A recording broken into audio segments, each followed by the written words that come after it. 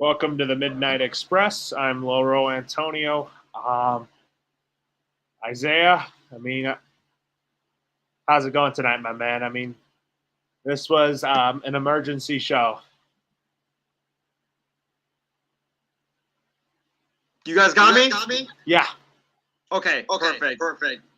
Um, Loro, as you mentioned, this is an emergency show.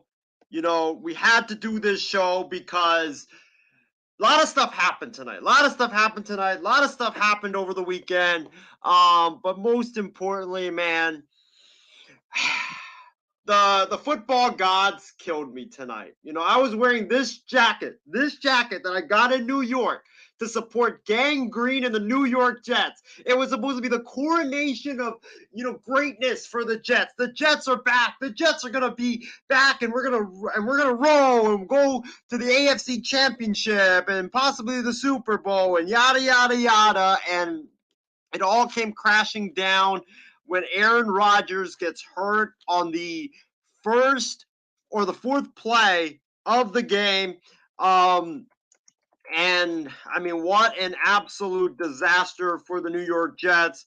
Um, you know, yeah, I mean, I'm not really doing that well. I mean, I had a lot of stuff to say about the Jets. You know, I thought the Jets were going to go to the AFC Championship game. I thought they were going to win the AFC East. I thought Rodgers was going to be a renewed form of his old self. And, everything's gone now. And even my fantasy teams are all pretty much gone because I drafted Aaron Rodgers in 3 out of 4 fantasy leagues. And now I don't have a quarterback because Aaron Rodgers is most likely done for the season. So it hasn't been that great of a night for me, Loro. But how have you been doing tonight? Been pretty good. I just thought that this game, luckily the Jets won, but, I thought that they could have gotten blown out. I mean, I was very hesitant on Zach Wilson being in there. Now he's going to be starting the rest of the way, it looks like, barring any injury or setback. I felt like the Jets defense really held it together. And I think the Jets won this game by defense and special teams.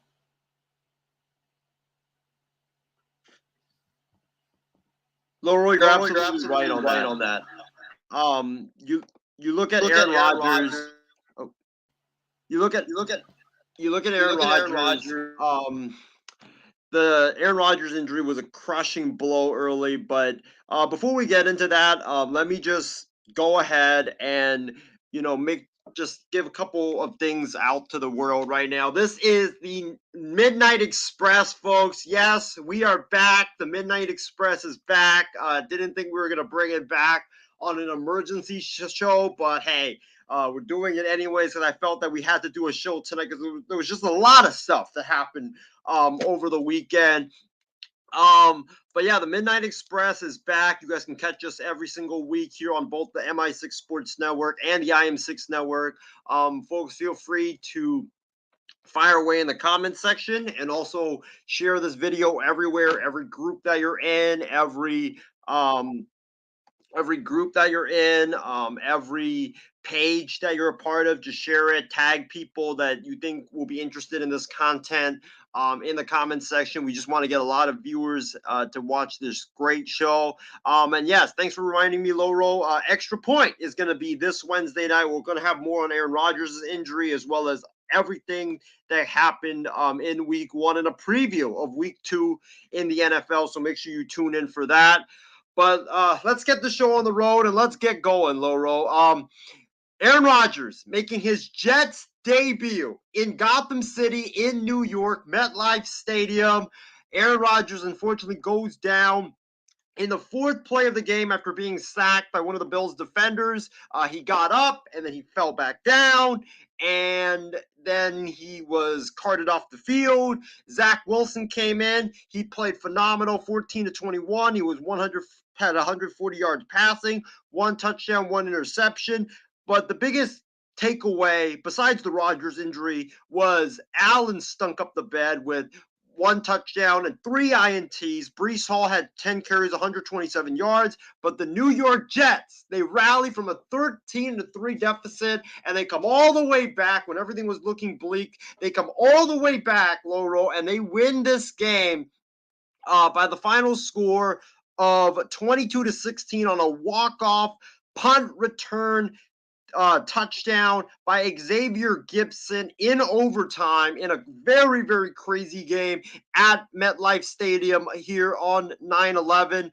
What a game this was, but let's start by talking about the Aaron Rodgers injury, Laurel. Like I told you in the beginning, I was wearing this jacket, this Jets green jacket, and I thought it was going to be a coronation for the Jets and their fan base. And the Jets have been suffering for a long, long time. The Jets had not had a franchise quarterback ever since Joe Namath. And it's been a long time for New Yorkers. And I thought, with Aaron Rodgers going to New York, that this was going to be the guy. This was going to be the savior to save the Jets franchise. And I was talking all offseason about how the Jets were going to win the AFC East, how the Jets were going to go to the AFC Championship game, how everybody was doubting Rodgers. But this team just needed a quarterback because they already had a great defense.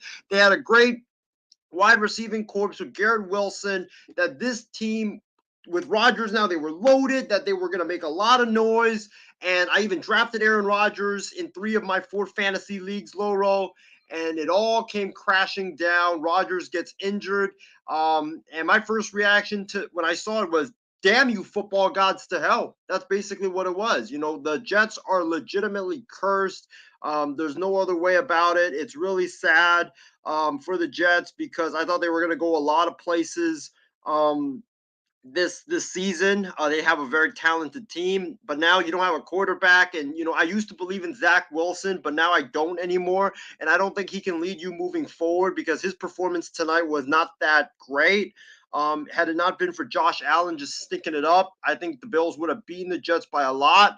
But it's just feel bad for the Jets, feel bad for their fans. I feel bad for Robert Saleh.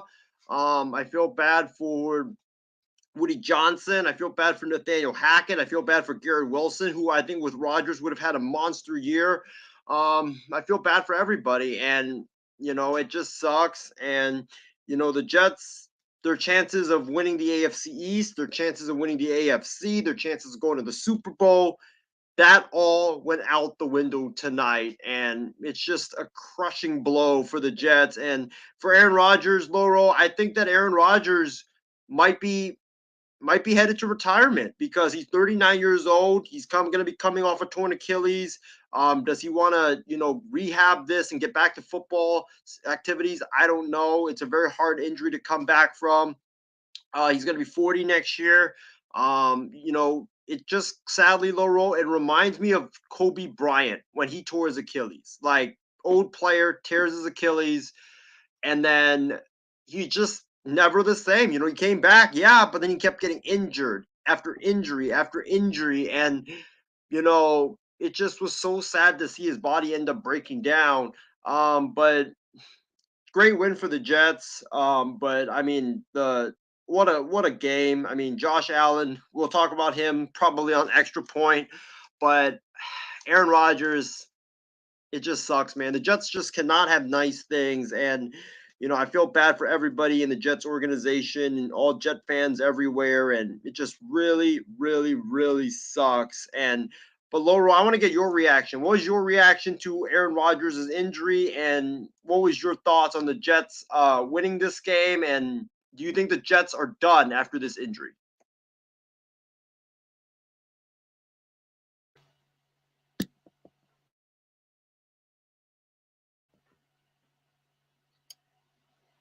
I think, Isaiah, I don't think the Jets are done. I mean, this was a great come from behind win. I mean, this is Zach Wilson's second chance to, I think, prove himself. I mean, when he came in relief, I mean, there were moments where he turned the ball over, being that Zach Wilson doing Zach Wilson things from last season. And I thought that Garrett Wilson had a great game today. He made a clutch catch. I think the Jets' offense is pretty decent now. Defensively, that's what won them the game. Special teams won them the game. And Zach Wilson coming in, I think you got to see a full. I think that Zach Wilson now, um, he's coming in. He's going to have to step up now. I mean, the Jets have the Cowboys, and we don't know if we don't know how good he's going to be against a really good defense because the Jets' offensive line had its bad moments, Isaiah. But I feel bad for Aaron Rodgers. I kind of disagree with you that the fact that he is not that he retired. I could see him coming back from the Achilles injury pretty strong because I know that it's a tricky injury to come back from. But if he does retire, then it's going to prove to be a bad trade for both parties. Yeah, I mean, I agree with you. The Packers actually get the Jets' second round pick now because Aaron Rodgers, if he had played 70% of the Jets' snaps this season, the Packers would have had the Jets' first round pick. But since he only played 4 snaps and he's now most likely done for the year, then the Jets will send their second round pick to Green Bay. But I just think it's very devastating for both Rodgers and for the Jets. Who knows what's going to happen with Rodgers moving forward. It just sucks that this happened. But Loro, let me ask you our second question for the show. What should the Jets do at quarterback with Aaron Rodgers now most likely done for the year? Do you think that they should ride it out with Zach Wilson for the year, even though they have a very talented team and he may struggle at times? Who knows? Or do you think with their most talented team, they should call up one of the either the retired quarterbacks or one of the free agent quarterbacks like a Carson Wentz, Joe Flacco's in that mix. You have other guys that I can't remember off the top of my head. They're in the mix, or like I mentioned earlier, one of the retired guys like a Tom Brady or a Phillip Rivers, Matt Ryan, or maybe trade for somebody like, for example, like maybe a Bailey Zappi from New England, or Sam Darnold with the Niners. Maybe Geno Smith if he's available. Maybe Matthew Stafford from the Rams if the Rams choose to deal him if they're not that good. What do you think the Jets should do now at quarterback with Rodgers most likely done for the year? I think they should ride it out with Zach Wilson and see what they have in him. They haven't really given up on him just because I think that this is another opportunity for if Zach Wilson is their guy. And if he does play well, like if he balls out the rest of the way and he manages somehow to get the Jets into the playoffs with this talented roster, then you may not need Aaron Rodgers next year. For me, Laurel, I would respectfully disagree. I think the Jets are too talented of a team to ride it out with Zach Wilson. I mean, I like Zach Wilson. I think I think he could be a very good quarterback.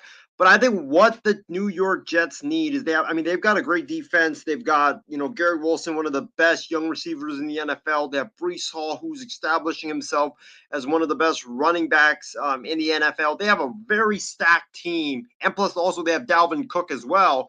If I'm the New York Jets right now, Loro, and you might call me crazy on this, and you might, gasp, and, you might have your mouth wide open at this idea. If I'm Woody Johnson and Robert Saleh and the New York Jets, what I'm doing right now is I'm getting on the phone, and my first call is to Tom Brady. I'm going to try as hard as I can to lure Tom Brady out of retirement because with the Jets, imagine TB12 with this roster. And I don't know if he's going to go to Gang Green because he played all those years in New England. But imagine Tom Brady with Dalvin Cook, with Breece Hall as his running backs. He doesn't even have to do too much. All he just does is hand the ball off to Breece Hall, hand the ball off to Dalvin Cook, and then if they can't really run the football, third and manageable, then throw it to Gary Wilson, throw it to CJ Uzama, throw it to Alan Lazard, and throw it to all the receivers that they have, and just kind of game manage it, and also then let the defense do their thing. I mean, if Tom Brady came back, Tom Brady would win his 8th NFL Super Bowl with this roster. This is a championship roster, and I just think that the Jets, you can't waste this roster. You cannot waste this roster. And I like Zach Wilson, but Zach Wilson did not look that great tonight in the snaps that he played. He turned the ball over like crazy. He had a lot of bad reads in this game. Had it not been for Josh Allen turning the ball over 3 times, I think the Jets would have gotten blown out. But you got to get an established veteran quarterback. So my first call, Loro, Thomas Edward Patrick Brady. And if he doesn't want to do it, I will throw another name at you, Loro. And you may also gasp at this. If I'm the Jets, I would call up your Patriots. I would try to trade for Bailey Zappi.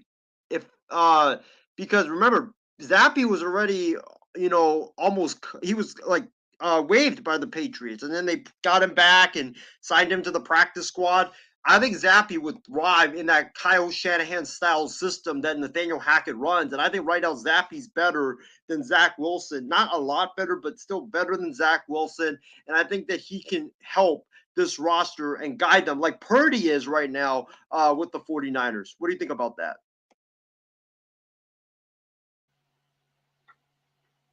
Like I said, I respectfully disagree. Tom Brady shouldn't be playing for a division rival in the Jets. I would want to throw up if I saw that, but I think that the Jets, like I said, they need to see what they have in Zach Wilson still. Just because I think Zach Wilson can step up and he can prove to the Jets that he can be their guy with this roster that they have. And I don't think the Jets are going to waste their roster with Zach Wilson, because now what Zach Wilson could do, he could just hand the ball off to Cook, Breece Hall, throw the ball to Garrett Wilson if he has to. The defense is going to do its thing. So I don't think the Jets are wasting the roster if Zach Wilson fumbles again. Well, yeah, I mean, he has to step up now. Like this is his time. This is his final chance with Rodgers most likely out.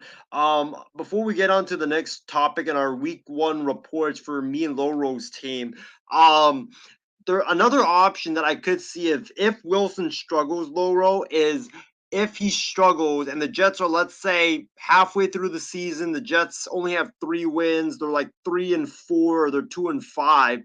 And the Rams are struggling, Matthew Stafford could become an option for the Jets, because Matthew Stafford, the Rams tried trading him this offseason. If you're the Jets, you could be really desperate enough to trade for Stafford and get that big contract and give up that pick, because like we mentioned, if Wilson struggles, you don't want to waste this roster, because this is a championship roster and you need that established quarterback to get you where you want to go. And I think Stafford, he looked great against the Seahawks in week 1, and he could definitely be a great option for the Jets as well. So that's another option out there. But moving away from the Jets, and we'll talk more about the Jets on our show on Extra Point on Wednesday. So make sure you guys tune in for that. Week 1 in the NFL kicked off on Thursday and also Sunday and today as well. Football is officially back, and Loro, your Patriots had a very great game against the Eagles. You guys started off slow, but New England rallied, and they almost defeated the Philadelphia Eagles on TB12 day in New England. Mac Jones was 35 of 54, threw for 316 yards, threw 3 touchdowns, had 1 interception. Ezekiel Elliott ran the ball for 7 times for 29 yards. Ramondre Stevenson was your leading receiver, 6 receptions, 64 yards. Jalen Hurts struggled big time in this game, 22 of 33, 170 yards and 1 touchdown. But the Eagles take this game from the Patriots. They win the game 25-20, even though New England did have a lot of chances to come back and win this game at the end. Loro, give us your week 1 report on your Patriots.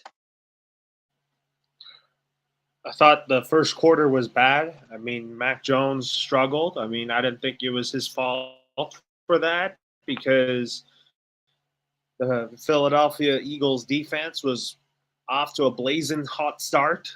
I thought as the game went on, Bill O'Brien made great adjustments to the offense and how we game planned throughout this game.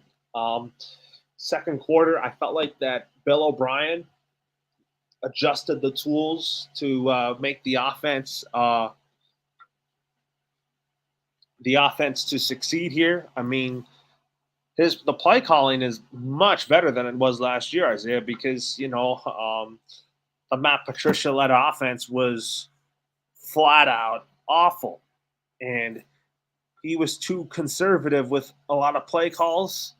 But I felt like that with the O'Brien led offense, you're bringing back the modernized offense of the Patriots that they're used to running, and Mac Jones got more comfortable with it as the game went on, and I felt like Mac Jones got off to a great start this year, but I just felt like that first quarter was just really bad for him. I mean, not to fault him or anything like that. Mac Jones said he let his team down, which I'm glad that he took the blame for his struggles, but I feel like that Mac Jones is off to a better start this season than he was last season. I thought the Patriots defense really adjusted well.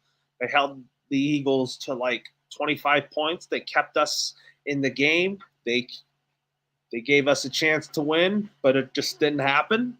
I mean, we lost, but we're playing the Miami Dolphins next in week 2, and the Dolphins are going to be a test for us. I'm afraid that we could get blown out by them because of how well Tua and Tyreek Hill are playing. But if that defense can get to him, make Tyreek Hill uncomfortable with Jalen Waddle, then I think we have a chance. I agree. I thought the Patriots looked pretty good, especially towards the end. Mac Jones looked so much better in Bill O'Brien's offense than he did in Matt Patricia's offense. I was very proud of the way Mac Jones played. I thought the Patriots, they had chances to win. I thought this game was more about how bad the Eagles were. Jalen Hurts showed that he's still kind of flawed as a passer. The offense struggled a little bit. The defense, bent and didn't break all day. They started off hot, but then they cooled down at the end. But very proud of the Patriots, how they played. For the Niners, went into Pittsburgh in a game that a lot of people were saying that the Niners could lose. And the 49ers go into Pittsburgh and dominated the Pittsburgh Steelers, winning that game 30-7. Brock Purdy was 19 of 29 for 220 yards and 2 touchdowns. He was great in the first half. In the second half, he didn't really have to do too much. Christian McCaffrey ran the ball for 22 times, 152 yards and 1 touchdown. And Brandon Ayuk, man, what a game he had. 8 receptions, 129 yards, and 2 touchdowns. And the Niners defense held Pittsburgh.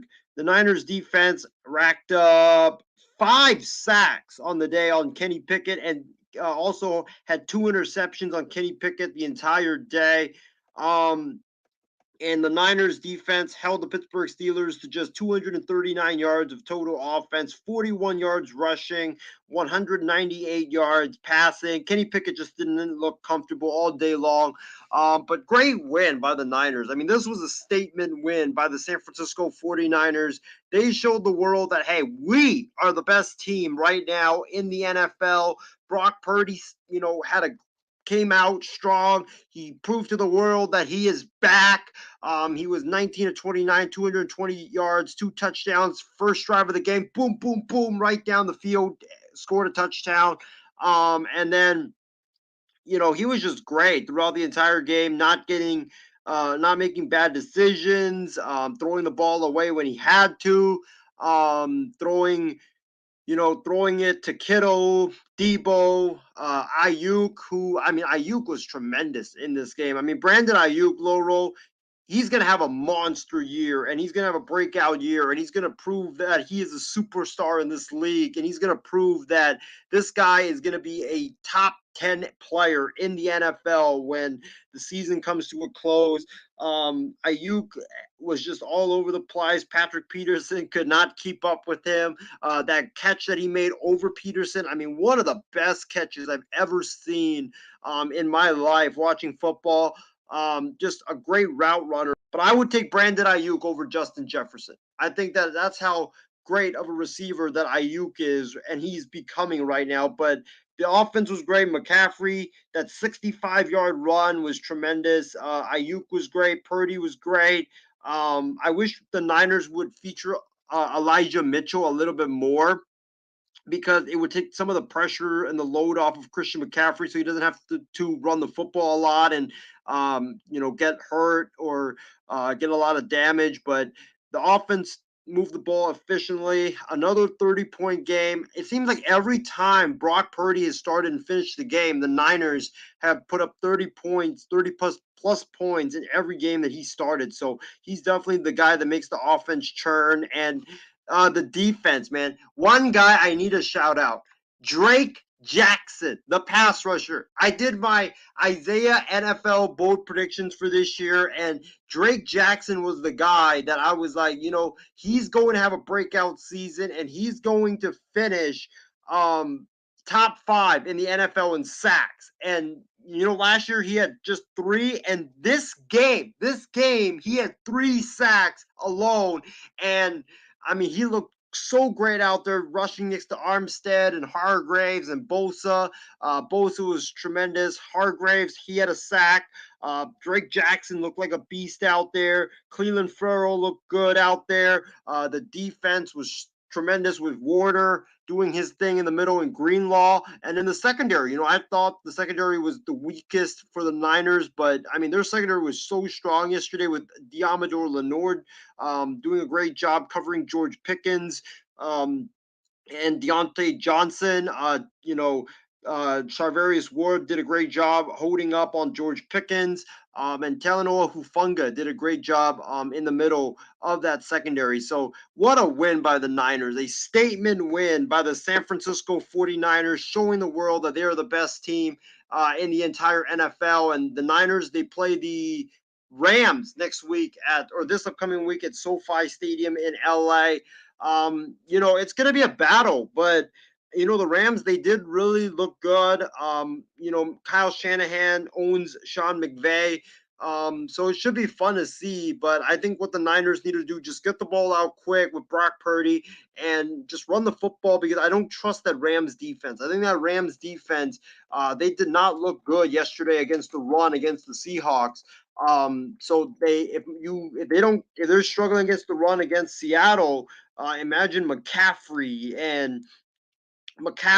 and Mitchell going up the middle on those guys. So it's going to be scary for the Rams. But moving into our last topic for tonight, we're going to get into Loro's college team and the upset of the weekend.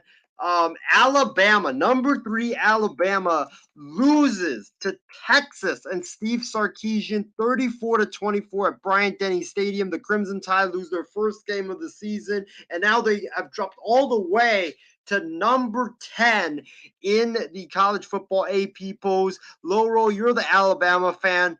What was your thoughts on Nick Saban and Bama's loss to Nick Saban's former assistant, Steve Sarkisian, and the Texas Longhorns? Isaiah, I don't know where to begin. I mean, I thought they were going to come back. My friend. I mean, I don't know where to begin because I felt like they didn't show up. I mean, last week we played a team that wasn't that good, but Texas is a team that's on the rise.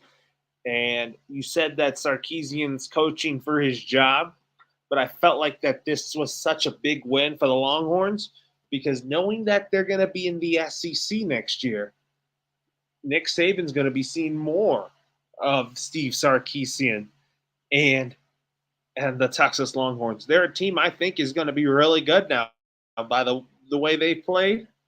It tells me that Texas is ready to compete with the Alabamas, with the LSUs, or something like that. Or Texas, in their final year in the Big 12, they could win the Big 12, by the way I saw it. But Jalen Milroe, I mean, the kid just struggled.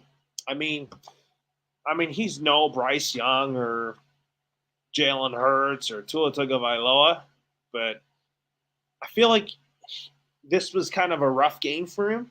but I think this is a game where I think he can grow from because Alabama's playing Ole Miss this week, and Ole Miss is not easy because Lane Kiffin has that team rolling.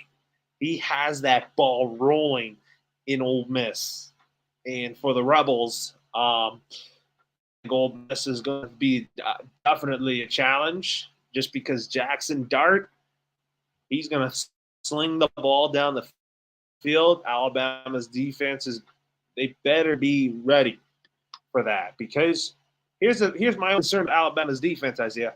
What if we come into this game against your Mississippi State Bulldogs and we play like that? I'm concerned of the defense because we're going to be seeing Will Rogers. We're going to see Brian Kelly and Jaden Daniels and LSU. And then Texas A&M looks really good. They're a lot better than what people think. And I'm concerned about if we have to play your Georgia Bulldogs.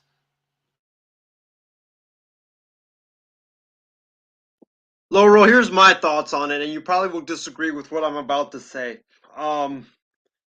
Alabama looks like a four-loss team. They do not look good. Their Milroe, he he honestly should have been benched, to be honest, because when I looked at Milroe and I watched that game against Texas, Milroe looked like he was scared. I mean, he looked like every time he took the snap, if his first read wasn't open, then he would just take off and run. Like he was scared of being a pocket passer. And in the SEC, you and I both are SEC fans. We know that you cannot be scared of being in the pocket and throwing the football. Like you have to be able to deliver that football with accuracy when the defenders are bearing down on you. So Milroe, he looked like he took the snap and then my first receiver's not open. Well, then I'm just going to tuck it and run, and that's why Texas had a lot of success because they put a spy in the middle of the field. And so when Milroe would try to run, he wasn't able to get many yards because that middle linebacker would come and just tackle him. So, I think for Alabama, they don't have a quarterback right now. Milroe, I don't think he's the answer. He cannot throw. The running backs, everybody's stacking the box because they know Alabama can't throw the football. It's like the thing with the Tennessee. It's like the thing with the Tennessee Titans. Nobody's scared of Ryan Tannehill throwing the football. So what do they do? They stack the box, stop Derrick Henry, stop the running game, and then they force Tannehill to throw the football. And in this case, it's Milroe. They force Milroe to throw the football. Well, Milroe can't throw the football, and he looks scared in the pocket. And that's why you see him getting sacked a lot. That's why you see him running for his life and not being able to really do much with the running game. He's throwing behind guys. He's throwing way short of guys.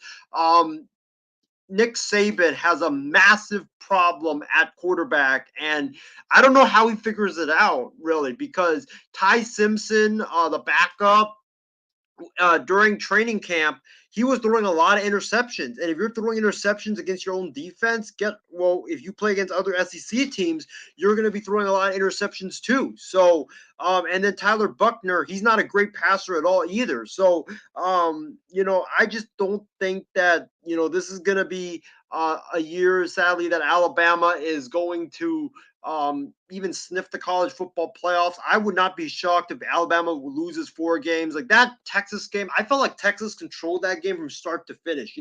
Even though Alabama came close, but I felt like Texas was always able to answer, and Texas was always the better team. They were the faster team. They were the more efficient team. And Quinn Ewers looks like a stud, and that guy looks like one of the top quarterbacks in the upcoming NFL draft.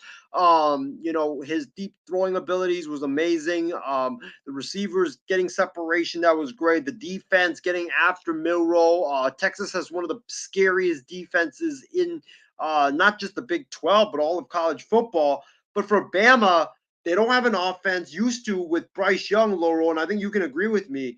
The defense would always give up a lot of points, a lot of yards. That was not the Bama defense of old. Like last year's defense and the year before, they weren't like the Bama defense of old. They would give up a lot of points, a lot of yards, but it was the quarterback, the offense that would save them by putting up a lot of points and a lot of yards. But now you don't have that quarterback. You don't have that offense that can save you. So if I were you, I would be very worried, because if that defense plays like it did on Saturday, or it did, like last year or the year before, well, then Will Rodgers will torch you guys. LSU will torch you guys. Texas A&M is going to torch you guys with that high-powered offense. And Tennessee, with their high-powered offense, they will torch you guys. And without an offense, you won't be able to score enough points to be able to even keep up with them. And you might even get blown out in a few of those games, because it just reminds me of the Patriots. Great defense, or the defense can't hold it a lot, but then you don't have the firepower on offense to be able to keep up with those teams, which you need. So, I mean, I don't think this is the last loss for Alabama, sadly. I think that Alabama should be scared of Ole Miss. Alabama should be scared of Mississippi State. They should be scared of LSU. And they should be scared of A&M, because those teams have high-powered offenses, legit quarterbacks, and Bama right now just doesn't have a quarterback. And, I don't know what Nick Saban does, Laurel. I think what Nick Saban should have done this offseason, I don't know if you agree with me on this, Nick Saban should have tried to poach Will Rodgers from Mississippi State. He should have tried to offer Will Rodgers a bunch of money to come to Alabama and get into the transfer portal and transfer to Alabama, because I think Will Rodgers, Loro, would have been able to solve Alabama's quarterback issues. But now I just don't trust Milroe. I don't trust Simpson. And Buckner is not the answer. And you need a great quarterback to be able to win a championship. Actually, to correct you, Isaiah, we don't play the Ole Miss Rebels until next Saturday. That's a game where I want to see improvement of Alabama, but we're playing Florida. That's the correction there. And South Florida is not ranked. And we beat Middle Tennessee pretty handedly. And then we came into playing Texas not so handedly. And then South Florida, all I can say is we got to beat them. We got to find a way to beat the Alabama of old on offense and on defense. But I think what really concerns me, Isaiah, is when we have that Ole Miss game next Saturday, which that's a game where I want to see us win that game. But Lane Kiffin has gotten this team to a whole new level. And if Jackson Dart is going to throw all over that defense, that is going to be a long day. I mean, Ole Miss is on a new level. I'm telling you that. Then we play Ole Miss to conclude September. I mean, Mississippi State, I beg your pardon, not Ole Miss. Ole Miss is playing at Bryant-Denny Stadium. We go to Mississippi State Stadium to play there. And with Zach Arnett, running a really good defense, you still have that air raid offense that is still in the Mississippi State system with Will Rodgers, because they're using that still, despite Mike Leach's departure. That is going to be something. But I think we can beat Arkansas easily. I'm looking at our schedule coming up. Arkansas is kind of hit and miss to me. Tennessee is a team I've got to be concerned about, and LSU. Kentucky, not so much. I mean, they don't really have a good team. And Auburn. I think we can beat Auburn, but Hugh Freeze knows how to beat Bama, and Auburn has a much better football team if you look at it. And then next year, the SEC will have Texas and Oklahoma in football. And I think those teams are going to keep up with the Bamas and the Georgias. When do you guys play Texas A&M? We play A&M on the 7th of October. And that's going to be at A&M.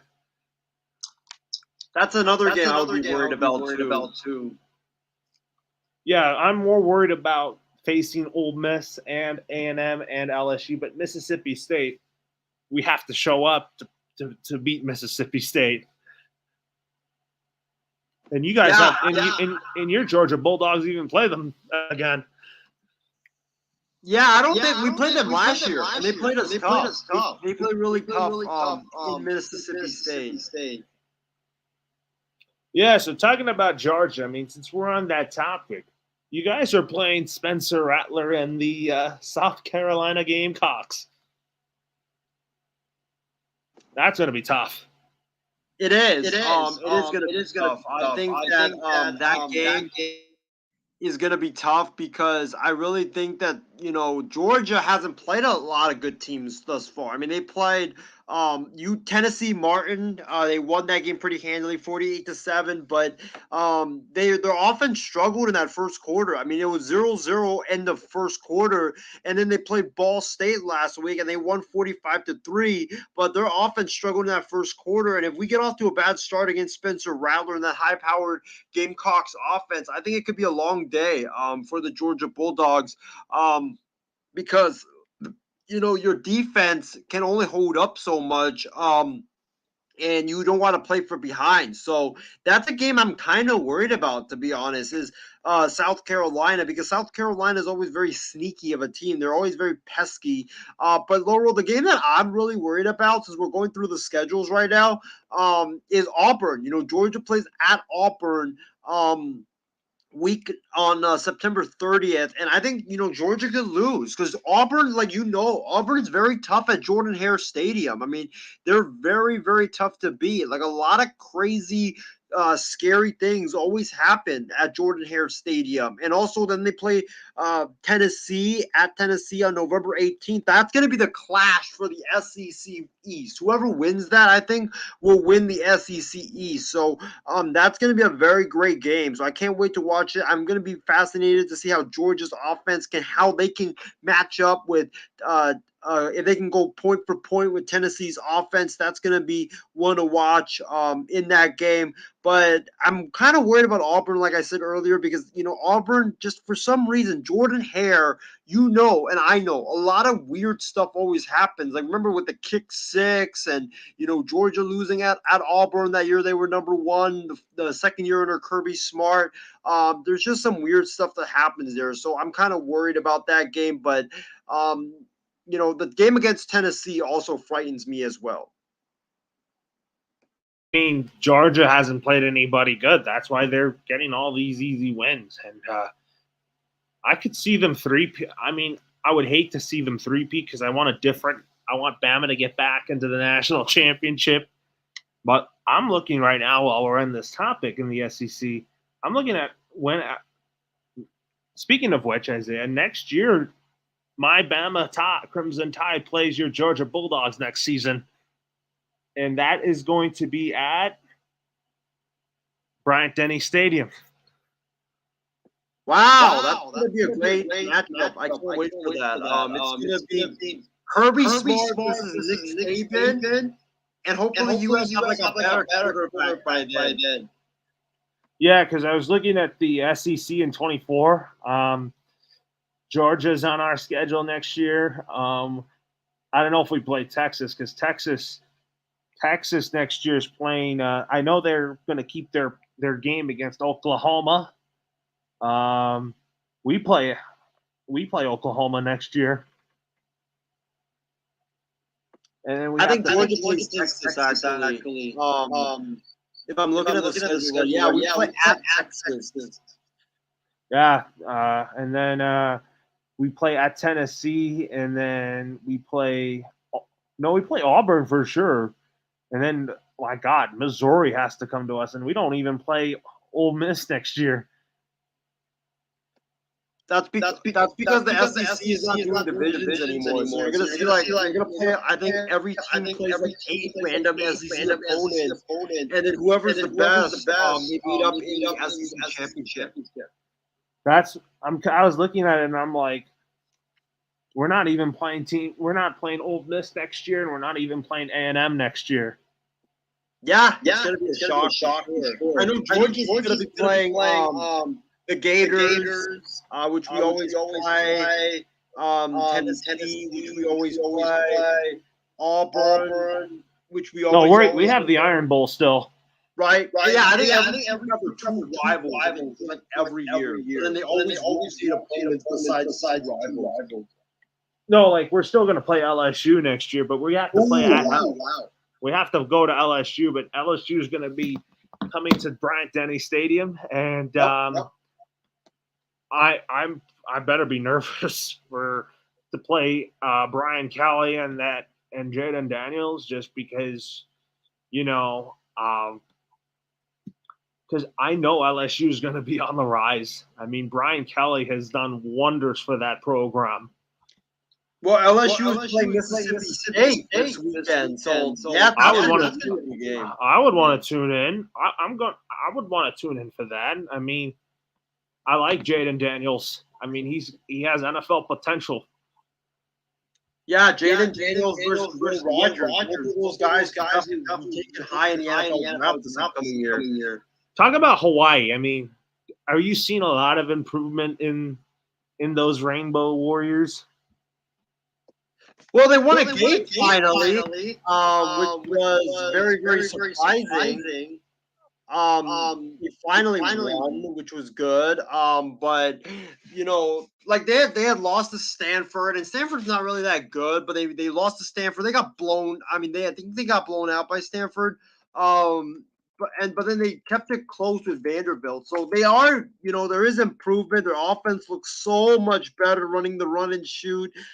Braden Shaker looks so much better in that run and shoot than the spread offense that they were running from last year with Timmy Chang. The running game is good with Jordan Johnson. I mean, they were running the ball really well, but it's the defense, Laurel. You can't give up like 20 points to Albany. Like Albany's an FCS Division III school, and you gave up 20 points to Albany. So the defense needs to get fixed if Hawaii really wants to compete in the Mountain West. But it was good to get that win against Albany. But now they play. Here's their schedule. At Oregon this upcoming week, that's going to be very tough.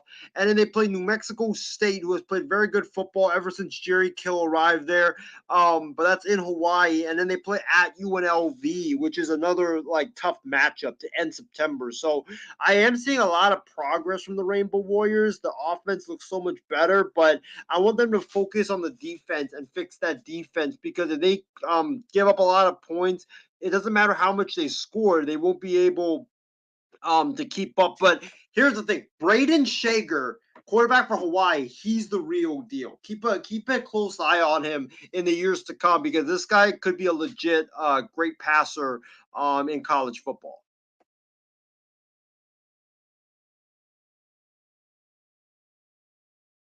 You really think he is the? You really think he's the real deal? I mean, Oh, Laurel, I think you're muted. I'm looking at the Big Ten for next year. I mean, USC and UCLA are going to be part of it.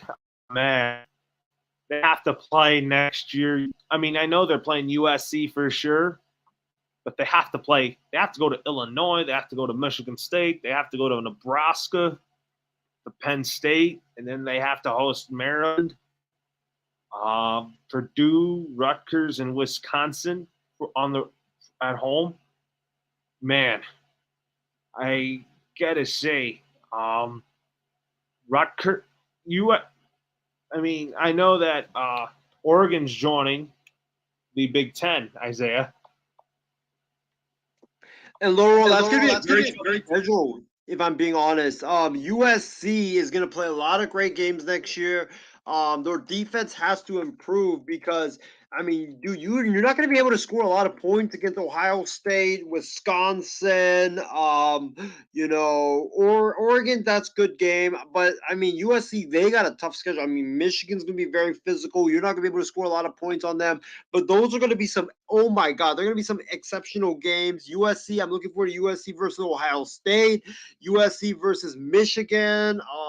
Oregon versus Michigan, Oregon versus Wisconsin. I mean, they played in the Rose Bowl a couple of times. Oregon versus Ohio State's going to be exciting. Washington versus Ohio State is going to be very exciting. UCLA versus Michigan, two great programs going at it. I mean, that's going to be very, very exciting, and I cannot wait. The Big Ten, just like the SEC, with potential Alabama versus Texas every year. Georgia versus Oklahoma, Georgia versus Texas, Florida versus Oklahoma, Florida versus Texas. I mean, we've got some great games that we're in store for. So I really cannot wait.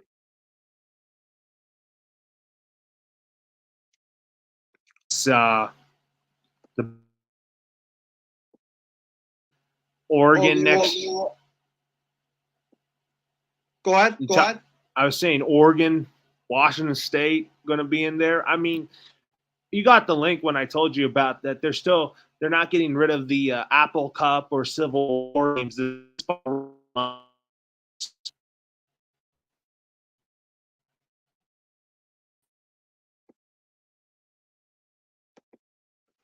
Yeah, I got that link from you. I got that link that they aren't going to they're not getting rid of the rivalry games, which is good.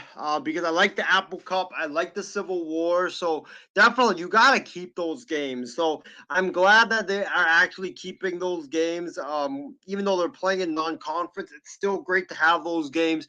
I mean, that's when you think about Thanksgiving week in college football, like you think about rivalry week, you think about like Ohio State versus Michigan, Alabama versus Auburn, Georgia versus Georgia Tech, the Florida State versus Florida, the Battle of the Seminole State, the Civil War with Oregon and Oregon State, Arizona versus Arizona State, the Apple Cup with Washington and Wazoo. Like those are the games you think about when it comes to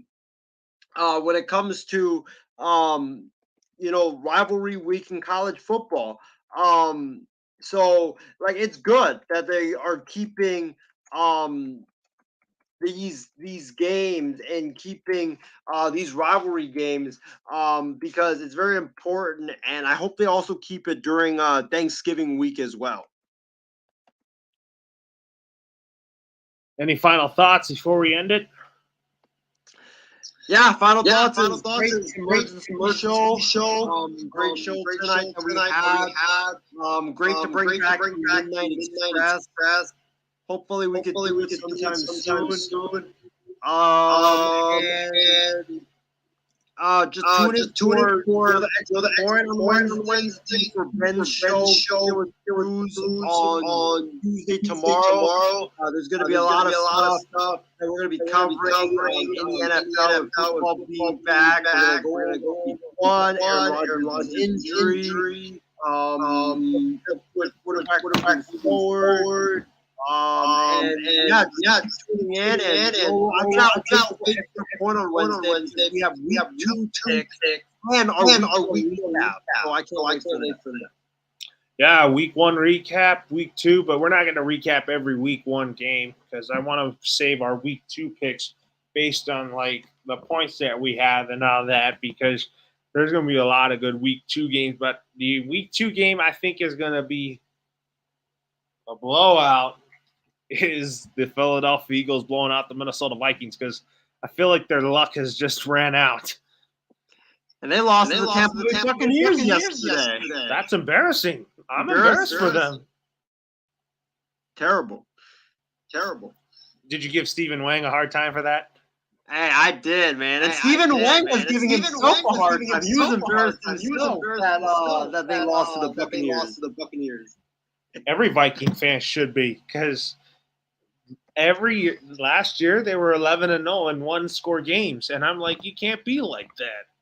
I know the offense has done. The Vikings offense has bailed out the Vikings defense. Yes, they continue to do that, but the Vikings defense is a concern heading into this season. Right, it is. And it hasn't gotten better. I mean, Baker Mayfield torched him yesterday, and this wasn't even Kyle Trask. This was Baker. Just so embarrassed. Yeah, and the Vikings, I mean, they're not even going to win the NFC North because of this. No, they won't, and I think they're going to finish last. Why do you think they'll be in last? Because they have a tough schedule. Green Bay looked good with Jordan Love. Detroit just beat the Chiefs. They look really good. The Bears always steal one against the Vikings. And the Vikings just have a really tough schedule moving forward. No, I mean the Vikings can beat Chicago. I think they can. Because the Bears are just that. But I just don't think the Vikings will beat Green Bay or they They won't beat Green Bay, and they won't beat Detroit. Like, look at their schedule. Look at their schedule. They have They they already lost to the the Buccaneers. Buccaneers. They have They have at Eagles. Then they have Chargers at home. Then they have Carolina. Then Your guy Bryce Young. Young. And then they play Patrick Mahomes in the sheets. And then they play the Niners. Like I can see Vikings going 1-5 or 1-5 or 1-6 of the year. Yikes! It's a tough schedule. I mean, the Vikings, and then the Vikings. They're going to end the year at Detroit, and that's not going to be fun. No, and Detroit's a good team. Yeah. Anyways, for Isaiah Loro signing off for now. We'll see you again Wednesday. Have a good night, everybody.